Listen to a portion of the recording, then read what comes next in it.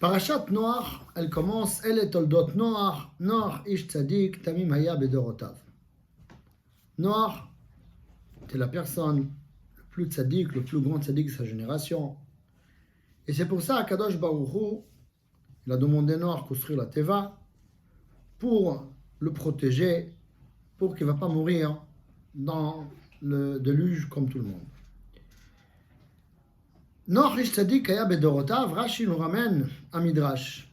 Et le midrash, il dit la chose suivante. Yesh merabotenu dorshim oto leshvach. Il y en a qui dit que, en fait, que la Torah elle a dit tzadik tamim haya bedorotav, c'est un compliment pour Noach. Que si il était d'un autre, la plus forte raison, s'il était d'une autre génération de tzadikim, il était encore plus grand tzadik. Et aussi, Rachid ramène une deuxième midra, une deuxième pirouche. L'ignaï, ce n'est pas un compliment, c'est le contraire. Bedorotav, seulement dans sa génération. Mais s'il était dans la génération d'Abraham, il dit le midrash, Noach était rien. Le mot de midrash, kloum. Kloum, ça veut dire rien. Ce midrash-là est très étonnant. Première chose, depuis quand, d'après la Torah, dans le judaïsme, on compare pas des gens. Toujours on dit, personne ne nous demande d'être mon cher Rabbeinu, personne ne nous demande d'être un gros tzaddik. La Kadosh Baruch Hu et la Torah nous demandent qu'on va être qui ce qu'on nous-mêmes. Chacun de nous, avec notre capacité, avec notre qualité et notre défaut, avec la vie qu'on a, et de là, Kadosh Baruch Hu nous demande de faire notre maximum. La Kadosh Baruch Hu ne nous demande pas d'être mon cher Rabbeinu. Si quelqu'un il va arriver à son maximum, après son ventre, il va s'asseoir à côté, mon cher Rabbeinu, parce que mon cher Rabbeinu, il arrivait, il a fait son maximum. Et là, la Torah, après le Midrash, elle dit Bedorotav, s'il était dans la génération d'Abraham, il n'était rien. Mais depuis quand on demande que Noach va être comme Abraham? Noach, il était Noach, dans son condition à lui, dans sa génération à lui. Et s'il était le plus gros tzaddik, il a fait son maximum. Et c'est un compliment. Alors comment on peut dire un gnaï, comment on peut dire quelque chose qui est un peu pas très beau, on va dire un peu mauvais sur Noach. Et en plus, on doit comprendre pourquoi comparer à Abraham, il manque de tzadikim. On va dire qu'il y a une raison pourquoi on a comparé. Mais pourquoi d'Avka Abraham? Pourquoi on a comparé avec Abraham? On n'a pas comparé avec Shem Vaever, aussi il était de la même génération. Shem Vaever, aussi était des tzadikim, qui étaient à l'époque de Noach. Et peut-être on peut comparer à eux. Pourquoi comparer à Abraham Avinu? Ensuite, dans la Torah, c'est marqué que Noach, elle a construit la Teva, le Maboul, 40 jours et 40 nuits. Il y avait l'eau sur la terre 1 an. 1 an, Noach, elle était dans la Teva. Après, à la fin de cette année, Noach, elle a renvoyé le corbeau. Ensuite, elle a renvoyé le colombe, une fois, deuxième fois. Noach, elle ouvre la porte, la fenêtre plutôt, de la Teva, il voit qu'il n'y a plus l'eau sur terre. Tout est asséché. Et quand même, Noach, il ne sort pas de la Teva. Pourquoi tu ne sors pas? Pourquoi Noach, tu ne sors pas de la Teva? Ça y est, tout va bien. Le monde, il a repris leurs habitudes. Jusqu'à qu'Akadosh Baruch Hu ait dit à Noach, sors de la Teva. Noach, il attend l'ordre d'Akadosh Baruch Hu. Quelle est la raison? Alors, pour comprendre tous ces inyanim-là, on va voir Bezrat Hashem, on va essayer de développer une idée. Noach, sa personnalité, si on va définir la personnalité de Noach, Noach, elle était seule de toute sa génération. Tout le monde, ils ont fait des avérotes. Noach, sa famille, elle était seule. Ils ont habité parmi tous les Réchaïm, et quand même, ils n'étaient pas influencés. C'est une révolution. En fait, Noach, elle était contre tout le monde, contre toute sa génération. Elle était unique, lui et sa famille. Et ça, qu'est-ce qui a protégé Noach? On trouve la même chose chez Avraham Avinu. Avraham Avinu, elle était seule de toute sa génération, qu'elle a combattre contre Nimrod, contre tous les Réchaïm qu'il y avait là-bas. Comme c'est marqué dans le Midrash, Avraham a Ivri. Pourquoi on l'appelle à Ivri? Parce qu'Avraham Avraham était d'un côté, tout le monde de l'autre côté. Avraham aussi, si on va définir sa personnalité d'Avraham, elle était seule dans le monde. Maintenant, on commence à comprendre le lien qu'il y a entre Abraham et Noach. Il y a un autre midrash intéressant qui dit que Haman, elle était pendue sur l'arbre, sur un bois qui est venu de Tevat Noach. Quel rapport maintenant Tevat Noach avec Haman?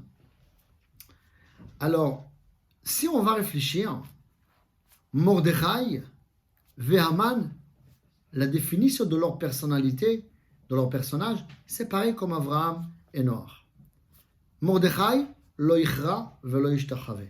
Mordechai, elle était le seul contre tout le monde. Tout le monde, même les Juifs, ils se prosternaient devant Haman. Mordechai, révolutionnaire, il ne prosternait pas devant Haman. Amalek, la même personnalité. Le monde entier, ils avaient peur de Am Israël.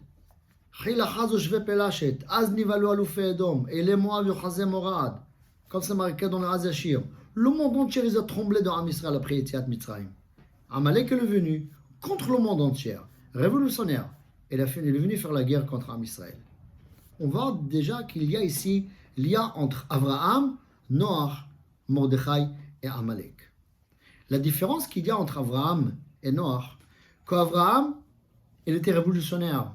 Il était allé contre le monde entier. Mais il n'a pas resté à sa maison. Il n'a pas resté à sa place. Abraham Avinu, il est parti, il a provoqué les gens, il a demandé les gens à faire Torah et Mitzvot, il a dévoilé le nom d'Akadosh Baruch Hu dans le monde. Il est parti contre Nimrod jusqu'à que Nimrod lui-même il l'a jeté dans la fournaise. Abraham Avinu, il était actif. Il était actif dans sa révolution. Différent de Noach, qu'il était passif dans sa révolution. C'est vrai que Noach, elle était contre le monde, il était contre tout le monde. Il a protégé lui et sa famille. Mais il n'est pas parti demander des gens faire tchouva. Il n'est pas parti à demander les gens qui reconnaîtra Kadosh Baruch Hu. Il est resté chez lui. Les autres, ils ont fait Averot, c'est pas mon problème. Il restait dans sa bulle. Ça, c'est Noach. Même pour la génération. Noach, elle n'a pas prié pour sa génération. Abraham Avinu qui avait l'histoire de Sdom et Amora, il est parti négocier avec Akadosh Baruch Hu. Peut-être il y a 50 tzadikim, 40 tzadikim, etc. Jusqu'à qu'Akadosh Baruch Hu l'a dit, il n'y a personne. Ça, c'est la différence entre Noach et Abraham. Cette différence, ça fait toute la différence. Ça veut dire, cette différence-là, c'est ça qu'est-ce qui fait toute la différence entre Abraham et Noach. Abraham, il était actif dans sa révolution. Noach, il était passif dans sa révolution. Maintenant, on commence à comprendre. Akadosh Baruch Hu, le Midrash, il compare Noach avec Abraham.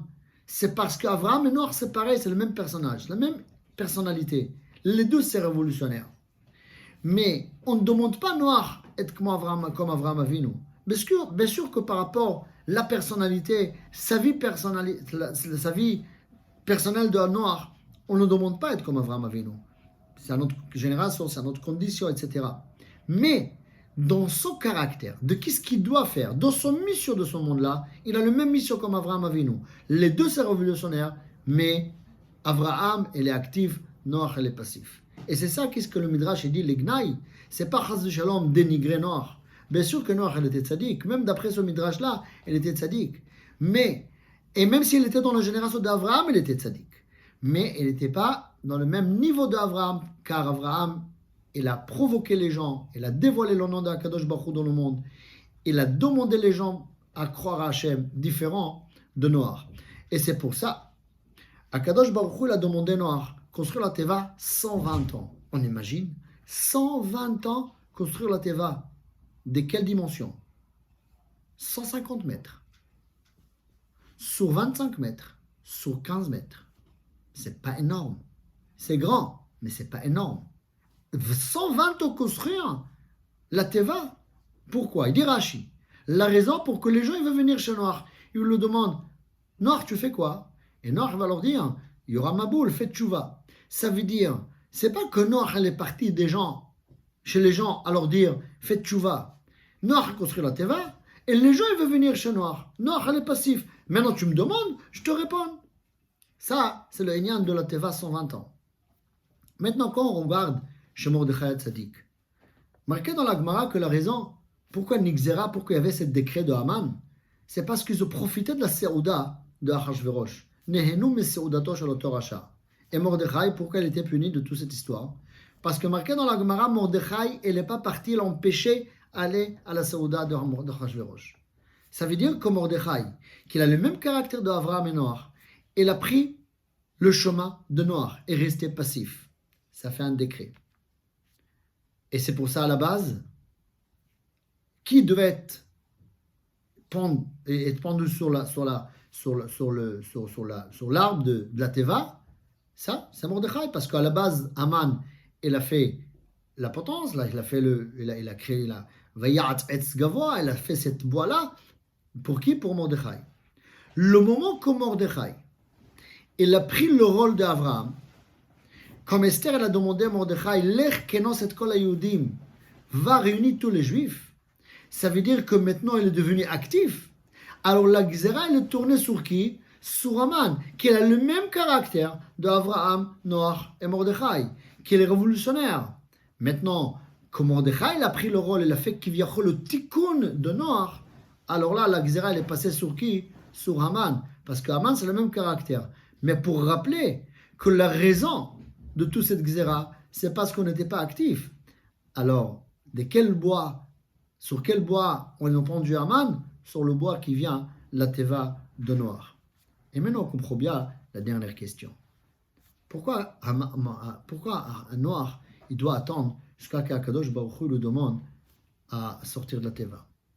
Noach qui était dans la Teva, c'est vrai, il n'y a plus d'eau. La terre elle est sec. Théoriquement, on peut sortir. Mais Noach, il n'est pas actif. Il ne voulait pas sortir de son monde-là. Ce monde-là, ça demande quoi? Ça demande rapprocher des gens. Ça demande à montrer les gens la grandeur d'Akadosh Baruch Hu. Montrer aux gens le gloire d'Hachem. Montrer aux gens qu'Akadosh Baruch Hu, c'est le maître du monde. Noach, elle est passif. Il ne voulait pas sortir. Mais le message qu'Akadosh Baruch Hu dit à Noach, Tse minateva, sors dans ta maison, sors dans ta protection, va parler avec des gens, va créer des choses, sois actif dans ta vie. Ça, c'est le message qu'Akadosh Baruch Hu dit à Noach. Et c'est pour ça, c'est ça qu'est-ce qu'il dit le Midrash, l'Egnaï. L'Egnaï, c'est pas pour Noach. Noach lui-même, il était tzaddik, et de n'importe quelle génération, il était tzaddik. Mais, sur cette point-là, qu'on doit être actif dans notre vie spirituelle. Il ne faut pas rester passif dans notre vie spirituelle. Il faut être actif par rapport à nous, il faut être actif par rapport aux autres. Et ça peut nous donner des zruyot et des mérites au Am Israël. Et comme ça, Akadosh Baruch Hu, il va nous ramener la Géoula, bimera be'amenu. Amen.